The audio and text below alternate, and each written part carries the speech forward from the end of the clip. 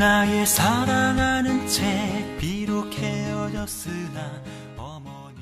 아비멜렉이 그 친구 아우삿과 군대장관 비골과 더불어 그랄에서부터 이삭에게로 온지라.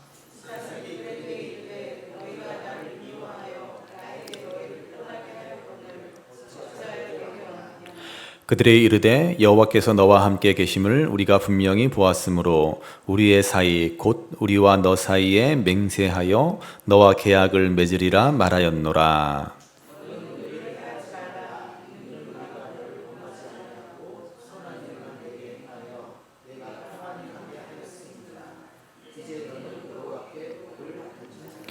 이삭이 그들을 위하여 잔치를 베풀매 그들이 먹고 마시고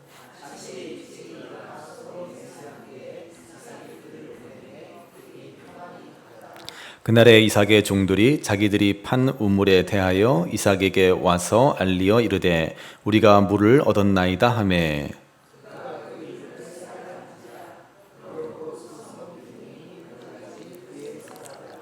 에서가 40세에 헷족 속 부에리의 딸 유딧과 헷족 속 엘론의 딸 바스맛을 아내로 맞이하였더니 그들이 이삭과 리브가의 마음에 근심이 되었더라. 아멘. 할렐루야. 오늘 예배하는 저와 여러분들의 심령들, 또 각 가정에서 예배하시는 분들, 가정 위에 은혜가 충만하시기를 간절히 바랍니다. 충청북도 음성 땅에 조륵이라는 부자가 살았습니다. 조륵은 큰 부자였지만은 동네에서 소문난 구두쇠였습니다. 어느 정도로 구두쇠였느냐 하면 천장에 굴비를 달아놓고 반찬을 먹는 대신 한 번씩 쳐다보았다라는 유명한 일화가 있을 정도입니다. 하루는 둘째 아들이 밥을 먹는데 밥 한 술에 굴비를 2번 쳐다봅니다. 그러자 조륵은 굴비가 닳는다며 야단을 쳤습니다. 그런데 어느 날 큰 아들이 밥 한 술에 굴비를 2번 쳐다보자 둘째 아들이 아버지에게 고자질을 합니다. 그러자 조륵은 말합니다. 나더라, 오늘 네 형 생일이다. 그랬다는 겁니다. 자, 그런 조륵이 충청도 땅에 큰 흉년이 들자 자기 곳간의 곡식을 다 꺼내어 인근 1만 호 백성들에게 양식을 나누어 주었습니다. 마을 사람들은 지금까지 이 조륵을 구두쇠라고 여겼지만 그것이 자기들의 오해였다라는 것을 생각하고 조륵의 이러한 선행을 기려 비석을 하나 세웠습니다. 그 비석 이름이 자인고비라는 비석입니다. 자인고비, 어질고 인자한 어르신을 기념하는 비라는 뜻입니다. 이 말이 변형되어서 오늘날 우리는 구두쇠라는 그 부정적인 의미의 자린고비라는 말로 사용되었습니다. 그러나 본래는 자인고비입니다. 어질고 인자한 어르신을 기념하는 비. 지금까지 조륵에 대한 오해, 그에 대한 조롱, 비아냥에 대한 것을 그들이 착각이었다, 편견이었다라는 것을 뉘우치고 그렇게 그의 선행을 기념하는 비를 세웠다라고 하는 것이죠. 여러분, 우리가 이 땅에서 믿음을 가지고 살아간다라고 하는 것은 오해와 배척을 받으며 살아가기가 십상입니다.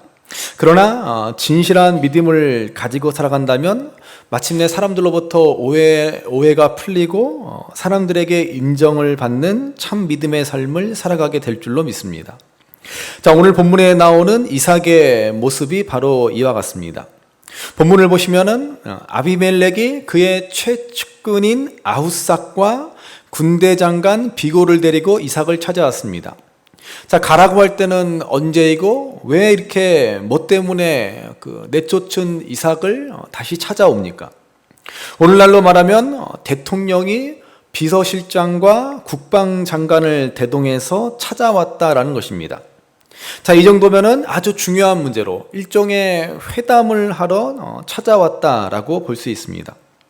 자, 그러면 왜 찾아왔습니까? 본문 28절 말씀을 보시기 바랍니다. 28절 말씀 같이 읽어보시겠습니다. 그들이 이르되 여호와께서 너와 함께 계심을 우리가 분명히 보았으므로 우리의 사이 곧 우리와 너 사이에 맹세하여 너와 계약을 맺으리라 말하였노라. 아멘. 자, 여기 이 말씀에 보시면은 아비멜렉은 이삭과 계약을 맺자라고 말합니다. 자, 무슨 계약입니까? 29절에 보시면 너는 우리를 해하지 말라라고 했습니다. 쉽게 말하면 너는 우리를 해하지 말고 우리도 너를 해하지 않겠다라고 하는 상호 불가침 조약을 맺자라는 것입니다. 왜 아비멜렉은 이런 계약을 맺자고 합니까? 다른 이유가 아니라 하나님 때문에 그렇습니다. 28절에 보시면 여호와께서 너와 함께 계심을 우리가 분명히 보았다라고 하는 것입니다. 여러분, 이삭이 언제 아비멜렉과 그랄 사람들에게 하나님 얘기를 한 적이 있습니까? 여러분, 아브라함도 마찬가지지만은 이삭은 다니면서 하나님을 전하지 않았습니다. 성경에 보시면 아브라함과 이삭이 전도했다라는 이야기가 있습니까? 가나안 사람들에게 하나님을 믿으라고 했습니까? 아니면 어디 가서 전도지를 돌렸습니까? 하나님 얘기를 입 밖에도 내지 않았습니다. 그런데 이방 사람들의 입에서 왜 하나님에 대한 이야기가 나오냐라는 것입니다. 저는 오늘 우리가 이 시대를 살아가면서 전도에 대한 열망을 가졌다라고 한다면, 우리가 전도의 사명을 품고 있다라고 한다면 오늘 이 이삭의 모습을 깊이 생각해 볼 필요가 있다라고 생각합니다. 여러분, 우리가 꼭 입을 열어 예수 믿으세요라고 해야 복음이 전해집니까? 아니요. 아브라함과 이삭과 같은 삶을 살아내야 합니다. 여러분, 기차역이나 지하철에서 예수 천국, 불신 지옥을 외치고 다니시는 분들을 보시면 어떤 생각이 드십니까? 보기에 좋으십니까? 솔직히 우리가 봐도 별로 좋아 보이지 않지 않습니까? 우리가 보기에도 별로인데 믿지 않는 사람들 보기에는 오죽하겠습니까? 그분들이 한 말이 틀린 말입니까? 맞는 말이죠. 너무나 중요한 말입니다. 예수 천국, 불신 지옥. 그러나 우리가 삶으로 보여주지 않으면 아무리 우리가 좋은 얘기를 한들 세상 사람들은 귀 기울이지 않는다라는 것입니다. 오늘 아브라함도 그렇고 이삭도 그렇고 한 번도 하나님을 믿으라라고 말한 적이 없습니다.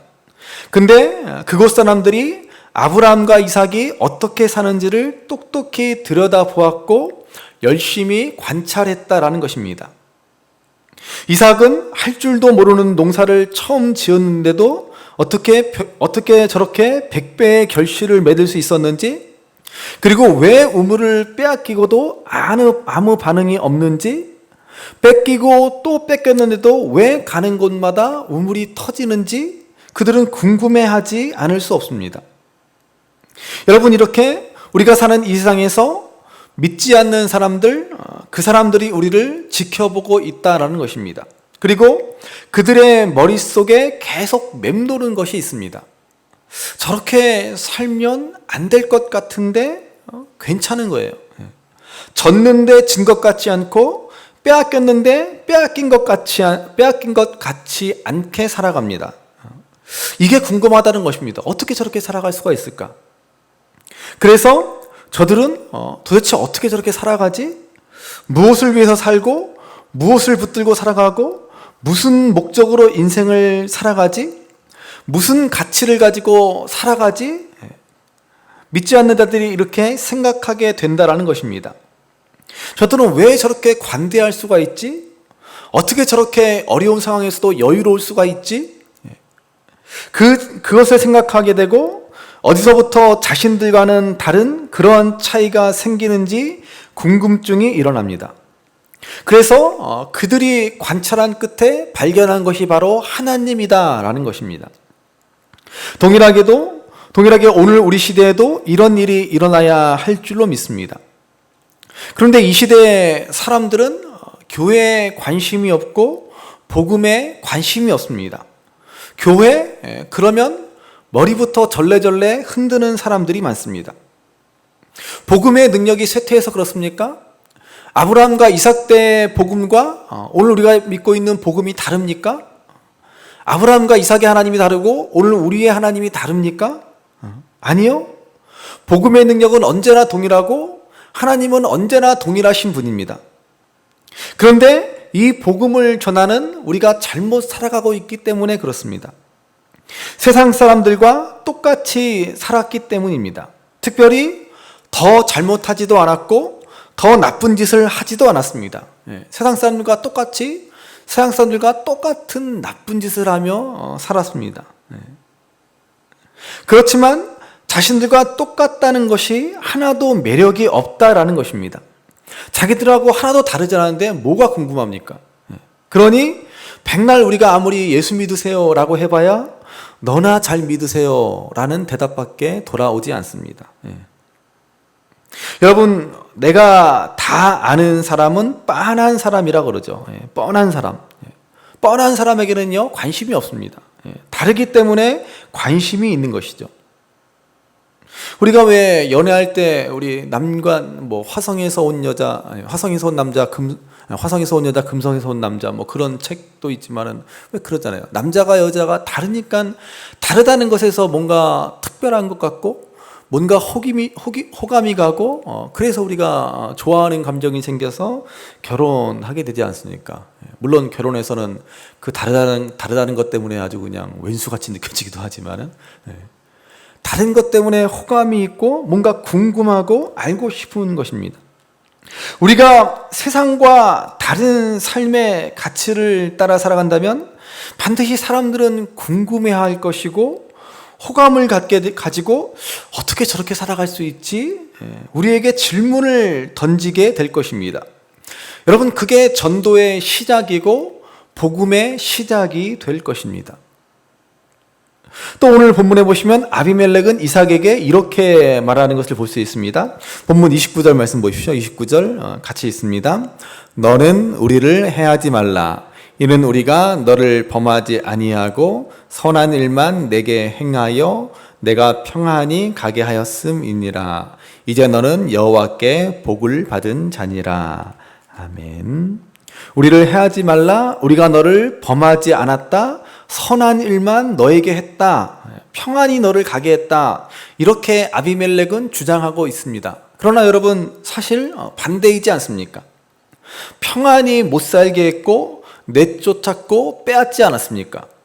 그런데도 내가 너를 선대했다. 내가 너를 좋게 했다. 내가 너를 잘 가게 했다. 그럽니다.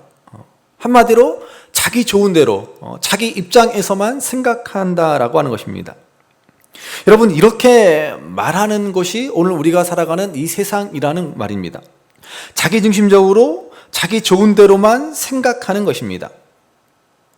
여러분, 세상 사람들은 형태만 어른이고 속은 아이입니다. 그래서 세상에는 어린 아이와 어른 아이만 있다라고 말합니다. 어른 아이는 뭐예요? 어른 아이는 몸만 커졌고 나이만 들었지 여전히 자기밖에 모릅니다. 자기 중심적인 삶을 살아갑니다. 자기가 절대 선입니다. 나는 무조건 옳고 다른 사람은 틀렸습니다. 그래서 제가 여러분들에게 종종 누누이 강조하는 말 가운데 하나가 뭐예요? 내가 틀릴 수도 있다. 이 사실만 염두에 두고 살아가도 정말 훌륭한 사람이다라고 제가 종종 말씀드립니다. 그렇습니다, 여러분. 내가 틀릴 수도 있고 내가 선이 아닐 수도 있고 얼마든지 다른 사람들의 말이, 다른 사람들의 행동이 옳을 수도 있습니다. 그 사실을 우리가 늘 잊지 않고 살아가야 한다라고 하는 것이죠. 그런데 어른 아이들은 늘 자기 입장에서만, 늘 자기가 선이라고만 생각하고 늘 자기의 옳음만을 주장하며 살아갑니다. 근데 이런 어른 아이들이 언제 달라질 수 있고 언제 충격을 받습니까? 진짜 어른을 만날 때입니다. 정말로 하나님을 제대로 믿는 사람을 만날 때이라는 것입니다. 정말 구원받은 참 진리에 거하는 사람을 만날 때입니다.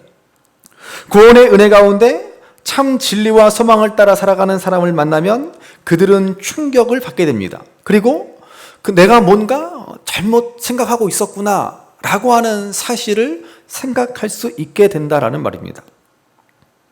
여러분, 예수님께서 이러한 삶을 사는 것을 가장 쉽게 우리에게 설명해 주신 말씀이 바로 마가복음의 핵심 말씀인 마가복음 10장 45절의 말씀입니다.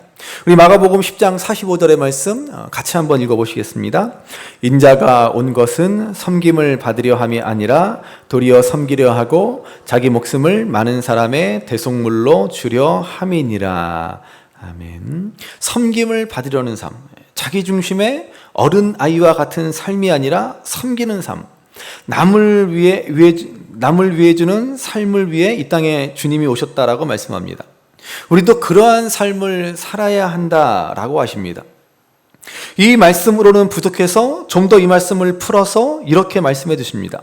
요한복음 12장 24절 말씀을 보시기 바랍니다. 요한복음 12장 24절 같이 읽어보시겠습니다.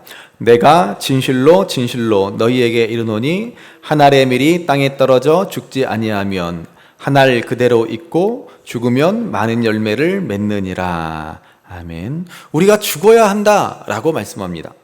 오늘 이 땅의 성도와 교회의 모습을 한번 생각해 보시기 바랍니다.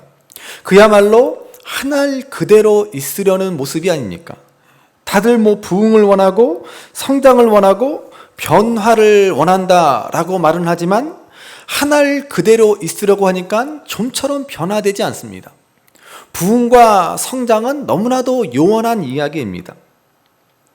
어떻게 믿지 않는 사람들이 도전을 받고 궁금해하고 알고 싶어 하겠습니까? 그런데 그래서 제가 그런 말씀을 들었습니다. 벌써 2년 전, 재작년에 드린 말씀인데요.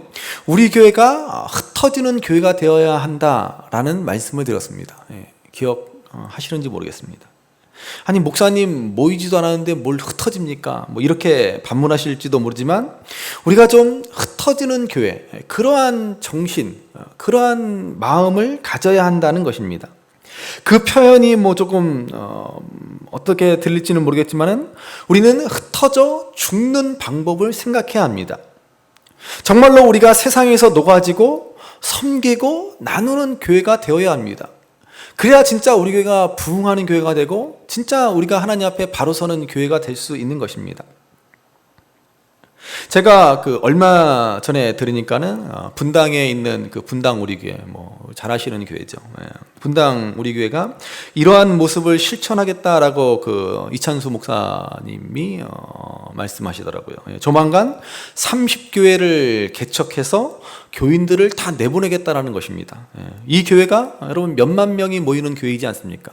그런데 교인들에게 선포했어요. 5천 명만 남아라. 5천 명만 남고 5천 명 이상 남으면 안 된다. 그래서 5천 명만 남고 나머지 교인들은 다 이 30교회 이 개척교회로 다 떠나라. 조만간 그렇게 하겠다라고 공표했습니다. 이럴 줄 알았으면 나도 분당 우리 교회 근처에서 개척하는 건데 그러면. 그럼 과연 이 일이 우리 한국교회의 새로운 이정표가 되는 사건이 될지 참 궁금합니다. 그냥 지금까지는 그냥 내 교회 그냥 모여라 그냥 다른 교회 가면 큰일 난다 이렇게 협박과 저주까지 해가면서 그냥 그저 우리 교회 그렇게만 강조했는데 이제 흩어져서 그런 생명의 풍성함을 나누는 교회가 되어야 한다라고 말하는 것입니다. 과연 이 일이 잘 될지, 한국교회의 어떤 새로운 대안이 될지 우리가 관심 갖고 지켜보아야 할 일입니다. 그렇다고 우리 교회가 다른 교회 가면은 안 되겠죠. 아직 우리 교회가 미약한데 다른 교회 가라는 말씀은 아닙니다. 우리 교회도 좀 그렇게 저도 여러분들에게 이제 좀 다른 교회 가십시오. 작은 교회, 연약한 교회 가십시오 라고 말할 수 있는 날이 속히 좀 왔으면 좋겠다 그런 생각이 듭니다. 어느 정도 규모가 되면 분립 개척도 좀 하고 그렇게 해서 같이 돕고 연합해서 사역하는 그런 교회, 정말로 흩어지는 교회, 그냥 바벨탑을 쌓듯 우리 교회만 모여라 하는 교회가 아니라 흩어지는 교회, 나누는 교회, 섬기는 교회, 희생하는 교회가 되었으면 좋겠다 그런 생각이 듭니다. 마침 얼마 전에 우리 교회 한 성도님이 저에게 그러시더라고요. 우리 교회가 좀 더 어려운 교회, 우리가 좀 자매교련 맺은 교회도 있는데 그 교회가 좀 어렵지 않냐 그러면서 그 교회 경제적으로 힘든 상가 교회 같은 그런 교회에 우리 교회가 좀 월세를 좀 지원해주면 어떠냐라는 그러한 말씀을 하시더라고요. 예. 솔직히 제가 그 말씀을 들으면서 아유 우리 교회도 힘든데 뭐 그럴 수 있나 뭐 그런 생각이 들었습니다. 네. 아마 대부분의 여러분들도 동일한 생각이 들 것이다 라고 생각합니다. 어쩌면 그래서 우리 교회가 한 알 그대로 그냥 있는지도 모르겠습니다. 그래서 우리가 분립 개척을 할 형편은 못 되지만은 우리 교회도 좀 1차적인 비전으로 우선적인 가장 최우선적인 비전으로 어려운 교회를 함께 돕고 함께 사역하는 교회가 되자. 우리가 이거를 위해서 좀 더 힘을 모았으면 좋겠다라는 생각이 듭니다. 물론 지금도 얼마간 돕고 있는 교회들이 있지만 그러나 좀 더 우리가 실질적인 도움이 될 수 있는 정말 어려운 교회들 이렇게 도울 수 있는 그런 일들을 해나갈 수 있어야 되겠다라는 생각이 듭니다. 우리가 흩어지는 교회, 베풀고 희생하고 나누고 헌신하는 교회가 되어야 합니다. 그렇게 해야 여러분 정말로 생명의 풍성한 역사가 나타날 수 있는 것입니다. 오늘 본문에서 하나님을 모르는 이 사람들이 이삭을 찾아와서 너를 보니까 하나님이 함께 하시는 것 같다. 너는 하나님께 복을 받은 사람이다 라고 말하지 않습니까? 아브라함과 이삭이 하나님을 드러내려고 애썼습니까? 그들은 단지 하나님을 인정하고 하나님을 경외하는 삶을 살았을 뿐입니다. 그래서 세상과 다른 모습으로 살았습니다. 가는 곳마다 양보했고 가는 곳마다 포기했고 가는 곳마다 기꺼이 이웃을 위해서 희생했더니 그들이 찾아와서 당신을 보니까 하나님이 정말 살아있는 것 같습니다. 이렇게 얘기했다라는 것입니다. 자기밖에 모르는 이 세상, 자기 생각만 하고 살아가는 이 어른 아이들로 가득한 이 세상 사람들이 진짜 어른을 만나 놀라게 된다라는 말입니다. 나와는 전혀 다른 차원의 삶을 살아가고 나와는 전혀 딴 세상 사람과 같은 삶을 사는구나 라며 놀라고 감탄하게 되는 것입니다. 예전에 그 기독교 방송의 그 새롭게 하소서라는 프로그램에서 우연히 들은 한 분의 간증입니다. 이분이 독실한 불교 집안인데 예수 믿는 아내를 얻었습니다. 결혼 전에는 그 사실을 몰랐고 결혼 후에도 뭐 아내가 교회를 다니지 않았습니다. 그런데 아이를 낳고 가정 형편이 급격히 기울어지자 아내가 이상한 행동을 하기 시작하더라는 것입니다. 자기가 잠들면 몰래 밖에 나가더라는 것입니다. 그래서 이분이 이 여자가 바람을 피우나 싶어서 하루는 몰래 이제 자는 척 하다가 아내가 또 빠져나가자 몰래 아내의 뒤를 밟아 보니까 이 아내가 교회를 가더라는 것입니다. 그날 밤 아내가 들어오는 것을 기다렸다가 너무 화가 나서 아내를 마구 때렸다라고 합니다. 교회에 다시는 가지 않겠다라는 약속을 받을 때까지 정말로 마구마구 때렸다라고 합니다. 그리고는 며칠이 지나고 또 어느 날 일찍 퇴근해서 집에 오다 보니 자기 아내가 웬 아주머니들과 가방을 하나씩 들고 길을 가더라는 것입니다. 모르는 아주머니. 그래서 뭐 하는 아주머니들인가 하고 봤더니 알고 봤더니 교회 다니시는 분들. 구역 예배를 마치고 집에 오는 길이었다 들고 오더라는 것입니다. 그래서 그 자리에서 또 아내를 그냥 맷 패대기를 치면서 또 마구 때렸다라고 합니다. 정말로 발로 차고 온몸에 그냥 피멍이 들 정도로 그냥 아내를 그렇게 심하게 구타했다라고 합니다. 그러자 그날 아내가 집에 들어오자마자 부엌에 가서는 칼을 가지고는 화장실에 들어가서 문을 걸어 잠그더라는 것입니다. 갑자기 겁이 났습니다. 그래도 나오겠지 설마 그랬는데 30분이 지나도 화장실에서 나오지 않길래 비상열쇠를 찾아서 화장실 문을 황급히 열어봤더니 아내가 손목을 그어 피를 흘린 채 쓰러져 있더라는 것입니다. 급히 구급차를 불러서 병원에 옮기며 자신도 모르게 하나님께 기도했답니다. 아내만 살려주시면 내가 교회를 나가겠습니다. 다행히 아내는 살았습니다.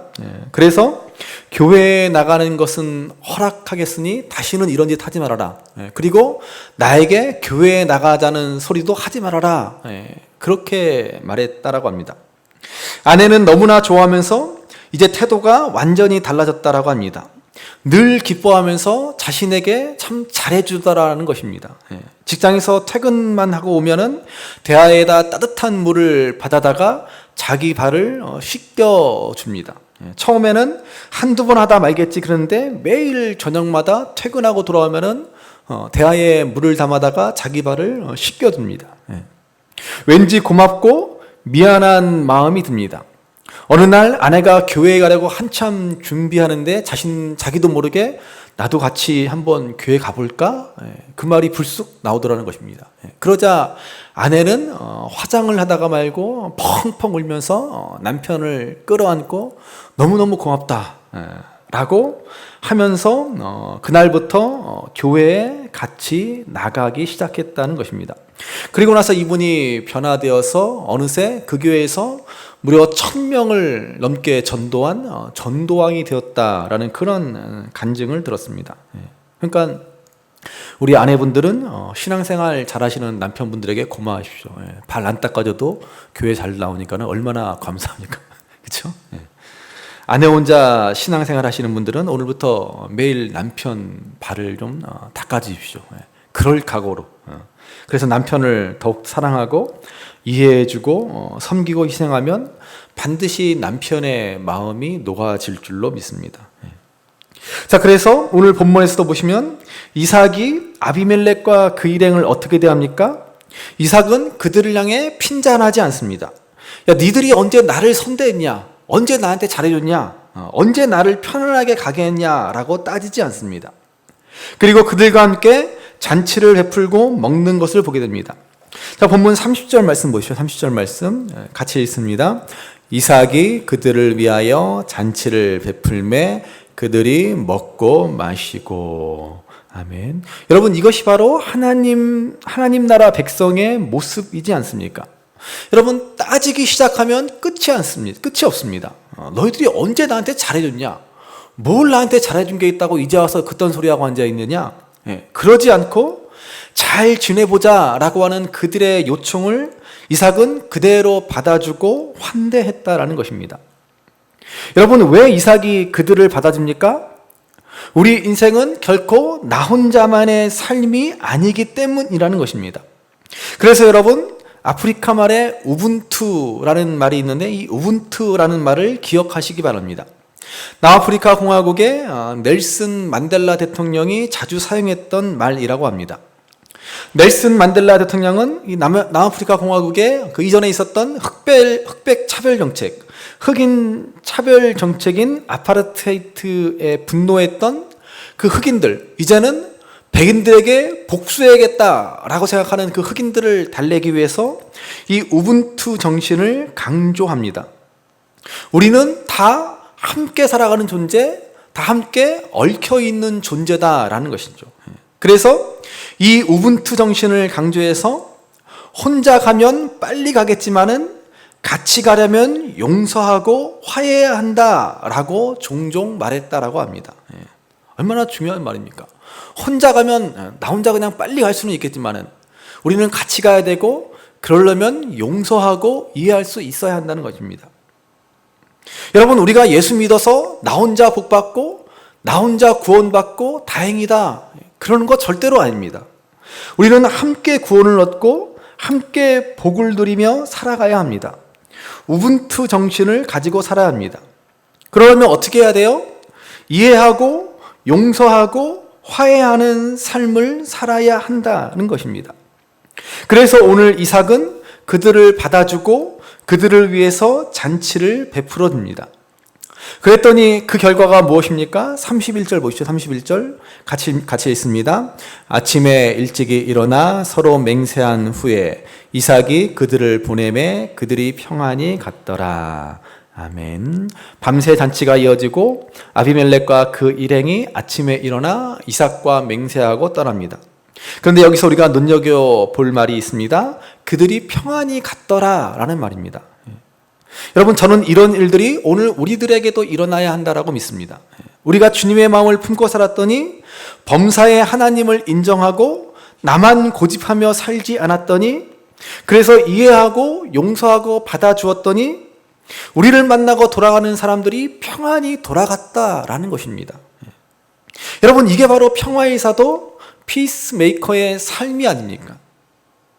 우리를 만나면 분노에 찬 사람들의 마음이 누그러들고, 불안해서 왔던 사람도 그 불안이 가라앉고, 이게 그리스도인의 삶이어야 하지 않습니까? 만나면 편안해지는 사람, 그런 사람이 그리스도인입니다. 부활하신 예수님께서 불안에 떨고 있는 제자들을 찾아오셔서 제일 먼저 하신 말씀이 뭐예요? 너희에게 평강이 있을지어다 아닙니까? 주님이 우리에게 말씀하신 평강이 들어오면 우리도 누군가를 향해 평안을 전하는 사람이 될 것입니다. 그런데 교회의 직분자라고 하는 분이 장로님이든 권사님이든 집사님이든 교회 직분자라고 하는데 저분을 만나면 왠지 기분이 그냥 안 좋고 뭔가 좀 불안하고 왠지 기분이 찜찜하다, 이러면 되겠습니까? 저분은 돈이 많은 것도 아니고 지위가 높거나 배운 게 많은 것도 아닌데 저분을 만나면 평안하다, 왠지 대화를 나누면 기분이 좋아진다. 여러분, 이게 진짜 우리 그리스도인들의 능력이지 않습니까? 그렇게 우리를 통해 평안을 경험한 사람들은 언젠가는 하나님 안에서 참 평안을 발견하게 될 것이다 라는 말입니다. 저는 우리 모두가 바로 이러한 그리스도인이 되어야 할 줄로 믿습니다.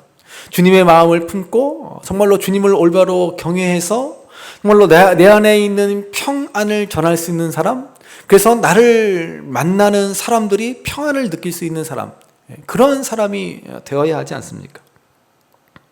자, 그런데 오늘 말씀에 보면은 이 이삭의 평안을 깨뜨리는 마지막 말씀이 첨가되어 있습니다. 자, 오늘 본문 34절, 35절 말씀을 한번 보시죠. 34절, 35절 같이 읽습니다. 에서가 40세에 헷족 속 부에리의 딸 유딧과 헷족 속 엘론의 딸 바스맛을 아내로 맞이하였더니 그들이 이삭과 리브가의 마음에 근심이 되었더라. 아멘. 자, 이삭의 아들 에서가 이방족 속 헷족 속의 딸을 아내로 맞이합니다. 여러분, 자식은 예나 지금이나 근심입니다. 왜 에서는 또 하필 왜 이방 여인을 아내로 맞이해서 이삭과 리브가에게 근심을 안겨줍니까? 이제 모든 일이 잘 풀리고 그랄 왕과의 관계도 평안해지고 주위의 사람들과의 관계도 원만해졌는데 또 왜 이런 일이 생겨서 근심을 갖게 합니까? 여러분, 이것이 바로 하나님이 우리에게 주시는 은혜임을 믿으시기 바랍니다. 자녀들 때문에 우리가 겸손해지고, 자녀들 때문에 우리가 눈물 흘리고, 자녀들 때문에 우리가 더욱 하나님을 의지하게 되는 것이 아닙니까? 그래서 여러분, 자녀는 하나님의 선물이라는 것을 믿으시기 바랍니다. 우리가 하나님 앞에 무릎 꿇지 않으면 자녀들이 또 우리를 넘어지게 하고 아프게 할 것입니다. 그러나 자녀를 위해서 우리가 늘 무릎을 꿇으면 자녀들이 올바로 세워질 줄로 믿습니다. 우리는 자녀들 때문에 끝까지 하나님만 믿고 의지하고 신뢰하게 되는 축복을 받은 것입니다. 그래서 오늘 말씀의 결론은 무엇입니까? 오늘 우리가 하나님을 온전히 의지하며 경외하는 삶을 살아갈 때, 세상 사람들과는 전혀 다른 이 믿음의 길을 걸어갈 때 그들은 우리에게 놀라고 궁금해하고 호기심을 갖고 우리를 찾아오게 될 것입니다. 그리고 마침내 우리 안에 있는 참된 평안을 발견하게 될 것입니다. 그러므로 바라기는 하늘 그대로의 삶이 아니라 우리 예수님과 같이 섬기는 삶, 진정 하나님 백성다운 삶을 살아 우리 삶에 풍성한 생명력이 넘쳐 그 생명을 우리 이웃들에게 온전히 전할 수 있는 삶을 살아갈 수 있는 저와 여러분들이 되시기를 주님의 이름으로 간절히 바랍니다. 귀하다 우리 어머님이 들려주시던 재미있게 듣던 말이 책 중에 있으니 이 성경심이 사랑합니다.